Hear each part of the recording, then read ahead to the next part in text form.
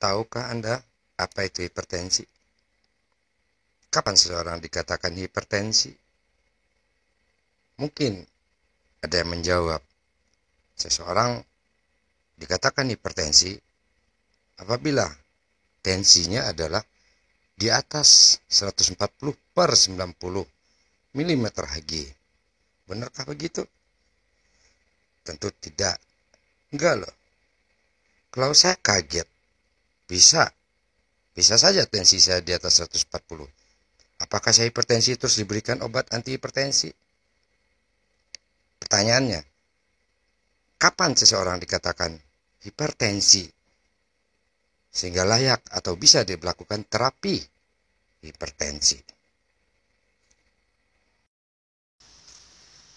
Oke, kita lanjutkan. Sedikit saya berbicara atau menerangkan tentang patologi atau patofisiologi. Lanjutan dari materi anatomi dan fisiologi. Saya sedikit akan menerangkan tentang organ jantung. Organ jantung adalah organ yang sangat vital bagi tubuh manusia. Gangguan atau penyakit yang berhubungan dengan jantung saat ini merupakan penyakit yang menyebabkan kematian tingkat pertama di dunia. Salah satu dari penyakit yang berhubungan dengan organ jantung adalah hipertensi. Tadi saya menanyakan banyak yang masih belum bisa dan masih salah. Organ apa yang mengatur dan mengontrol tekanan darah? Apa itu hipertensi? Masih banyak yang salah. Oke, saya bantu. Hipertensi bukan hanya salah kalau dikatakan bahwa apabila seseorang tekanan darahnya di atas 140 per 90 mm Hg, sistolik dan diastolik, hanya itu saja seseorang belum bisa diberikan obat anti hipertensi. Kapan seseorang dikatakan hipertensi? Apabila dilakukan diagnosa dengan pengukuran yang berulang-ulang kali dalam 1 minggu. Sekali pengukuran dilakukan pengulangan. 2 hari kemudian dilakukan pengukuran, dilakukan lagi pengulangan. 2 hari kemudian dilakukan lagi pengukuran dan diulang lagi. Dapat rata-rata apabila seseorang dari rata itu di atas 140 per 90 sistolik dan diastolik, bisa dikatakan hipertensi dan layak untuk diberikan obat terapi anti hipertensi. Diagnosa bukan hanya itu, banyak. Salah satunya adalah dilakukan dengan pengukuran seperti itu.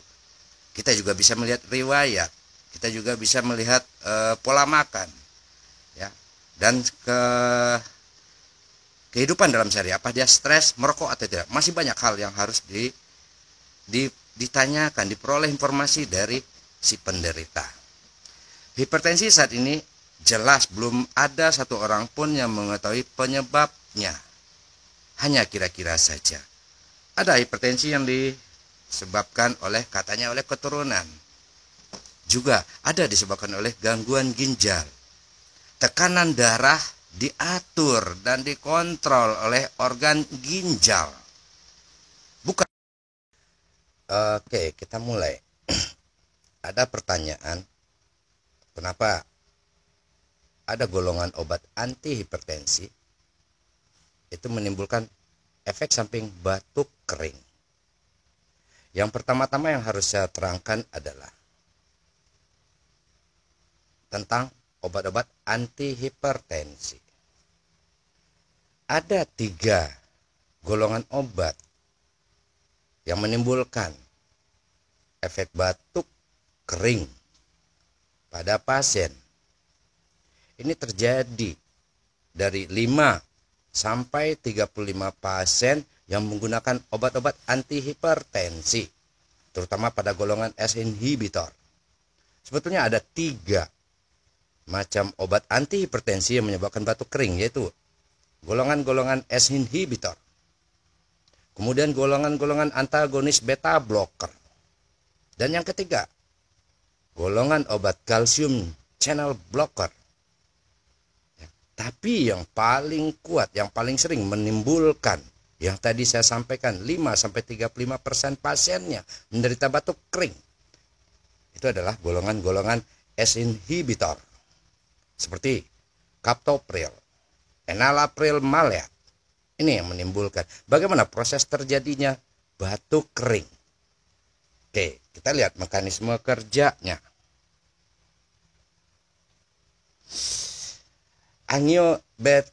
Golongan obat S inhibitor itu bekerja memblok, menghalangi terbentuknya angiotensin 2 dari angiotensin 1 pada ginjal. Dimana kalau angiotensin 2 sudah tidak terbentuk, berarti terjadinya cairan tubuh atau mengurangi cairan tubuh. Ya, akan dikeluarkan cairan tubuh melalui ginjal terus ke urin, sehingga volume darah pun akan berkurang. Pi, kita lanjut, Pi. Ya, Irul tidur. Din, kita lanjut, Din. Oke, ya, kita lanjut yang tadi kepotong. Ya, kita berbicara tentang obat antihipertensi yang menyebabkan batuk kering, yang menimbulkan efek samping batuk kering. Ada 3 golongan obat-obat antihipertensi, tapi yang paling kuat menimbulkan batuk kering adalah golongan S inhibitor. Tadi kita sudah membahas mekanisme kerja dari obat S inhibitor. Salah satunya adalah, atau lebih singkatnya adalah, menghalangi, menginhibisi terbentuknya angiotensin 2 dari angiotensin 1. Ya, karena angiotensin 2 ini sebetulnya berfungsi mengurangi cairan tubuh yang keluar melalui ginjal. Nah, ini dihalangi terbentuknya angiotensin 2 karena apabila cairan banyak di dalam tubuh, ini akan menimbulkan hipertensi. Dengan dihalanginya terbentuk angiotensin 2, otomatis cairan tubuh akan banyak keluar. Cairan tubuh banyak keluar, volume darah akhirnya berkurang. Apabila volume darah berkurang, jelas beban jantung untuk memompakan darah ke seluruh tubuh juga akan berkurang. Hingga akhirnya diharapkan tekanan darah akan normal. Jadi angiotensin 2 tidak terbentuk atau dihalangi terbentuknya dari angiotensin 1. Tapi di sisi lain, angiotensin 2 ini dapat menghancurkan suatu substrat yang diproduksi secara normal di dalam tubuh, yaitu bradikinin. Di mana bradikinin ini justru memicu terjadinya batuk yang disebut dengan batuk kering. Jadi angiotensin 2 sebetulnya menghancurkan bradikinin. Dengan dihalangi terbentuknya, otomatis di dalam tubuh kadar atau jumlah dari bradikinin akan meningkat dan akhirnya terakumulasi di saluran nafas. Inilah yang menyebabkan terjadinya batuk kering. Bagaimana menyikapinya? Bagaimana solusinya? Tidak perlu diberikan obat apabila batuk keringnya tidak mengganggu aktivitas. Justru itu pertanda obatnya bekerja. Tapi bukan berarti kalau tidak batuk tidak bekerja, karena efek samping hanya terjadi 35%. 3-35% dari jumlah pasien. Tapi apabila terjadi gangguan batuk kering ini mengganggu aktivitas, konsultasikan lagi ke dokter. Biasanya dokter menggunakan atau menggantikan dengan obat antihipertensi. Kita mulai dari bagaimana mekanisme kerja daripada obat-obat golongan S inhibitor. Golongan obat-obat antihipertensi S inhibitor yang bisa menyebabkan efek samping, yaitu batuk kering pada pasien.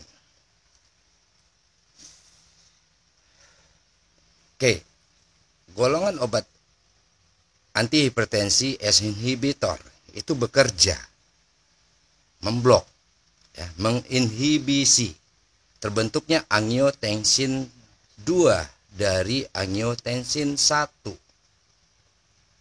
Jadi angiotensin 2 tidak terbentuk. Dampak berikutnya, apabila angiotensin 2 tidak terbentuk, ini akan mengurangi cairan yang ada pada tubuh keluar melalui ginjal, ya, terus ke urin.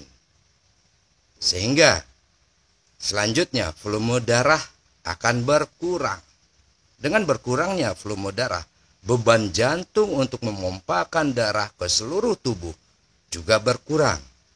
Dan akhirnya tekanan darah akan menjadi normal kembali. Ini mekanisme kerja daripada obat antihipertensi golongan S inhibitor. Permasalahannya adalah golongan obat antihipertensi S inhibitor ini adalah pemakaian obat atau golongan obat antihipertensi pilihan pertama, lini pertama, tahap pertama pada terapi hipertensi. Apabila angiotensin 2 tidak terbentuk, maka zat-zat yang ada di dalam darah. Oke, kita lanjutkan. Sedikit saya berbicara atau menerangkan tentang patologi atau patofisiologi. Lanjutan dari materi anatomi dan fisiologi. Saya sedikit akan menerangkan tentang organ jantung. Organ jantung adalah organ yang sangat vital bagi tubuh manusia. Gangguan atau penyakit yang berhubungan dengan jantung saat ini merupakan penyakit yang menyebabkan kematian tingkat pertama di dunia. Salah satu dari penyakit yang berhubungan dengan organ jantung adalah hipertensi. Tadi saya menanyakan banyak yang masih belum bisa dan masih salah. Organ apa yang mengatur dan mengontrol tekanan darah? Apa itu hipertensi? Masih banyak yang salah. Oke, saya bantu. Hipertensi bukan hanya salah kalau dikatakan bahwa apabila seseorang tekanan darahnya di atas 140 per 90 mm/Hg, sistolik dan diastolik, hanya itu saja seseorang belum bisa diberikan obat antihipertensi. Kapan seseorang dikatakan hipertensi? Apabila dilakukan diagnosa dengan pengukuran yang berulang-ulang kali dalam 1 minggu. Sekali pengukuran dilakukan pengulangan. 2 hari kemudian dilakukan pengukuran, dilakukan lagi pengulangan. 2 hari kemudian dilakukan lagi pengukuran dan diulang lagi. Dapat rata-rata apabila seseorang dari rata itu di atas 140 per 90 sistolik dan diastolik, bisa dikatakan hipertensi dan layak untuk diberikan obat terapi antihipertensi. Diagnosa bukan hanya itu, banyak. Salah satunya adalah dilakukan dengan pengukuran seperti itu. Kita juga bisa melihat riwayat, kita juga bisa melihat pola makan, ya, dan kehidupan dalam sehari. Apa dia stres, merokok atau tidak? Masih banyak hal yang harus ditanyakan, diperoleh informasi dari si penderita. Hipertensi saat ini jelas belum ada satu orang pun yang mengetahui penyebabnya. Hanya kira-kira saja. Ada hipertensi yang disebabkan katanya oleh keturunan. Juga ada disebabkan oleh gangguan ginjal. Tekanan darah diatur dan dikontrol oleh organ ginjal. Bukan